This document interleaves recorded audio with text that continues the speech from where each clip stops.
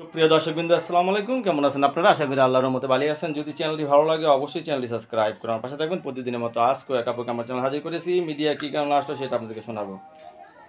আসসালামু আলাইকুম আপু। আসসালামু আলাইকুম, ভালো আছেন? আলহামদুলিল্লাহ ভালো আছি। বধূ বেশে কন্যা যখন এলো রে, একদম বধূ বেশে বসে রয়েছেন, বিয়ে শাদী বসবেন? জি, ওরকম যদি ভালো মনের মানুষ পাই তাহলে বুঝবো। ওই রকম যদি ভালো মনের মানুষ পান বিয়ে বসবেন না? জি। বিয়ে হয়েছিল আপনার? জি হ্যাঁ।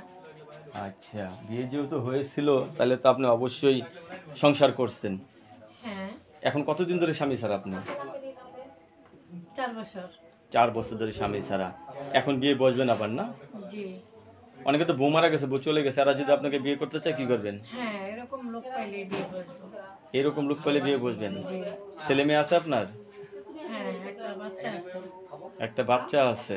কি কাজ করেন আপনি?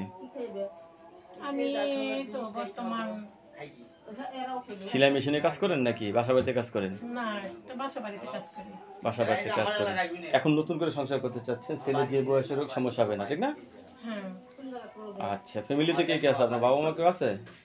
হ্যাঁ, আমার মা আছে আর আমার বাচ্চা আছে।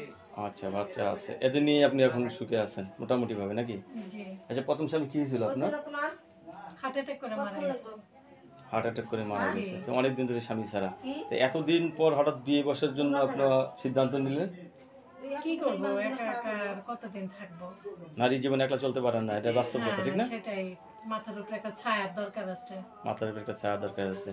সুপ্রিয় দর্শক বিন্দু, আমরা যে জিনিসটা জানতে পারলাম, আপুর স্বামীটা হার্ট অ্যাটাকে মারা গেছে। তো আপু নতুন করে সংসার করতে চাচ্ছে। ছেলে যে বয়সেরও কোনো সমস্যা হবে না, বয়স্ক লোক হলে আপুর জন্য ভালো হয়, ঠিক না? জি।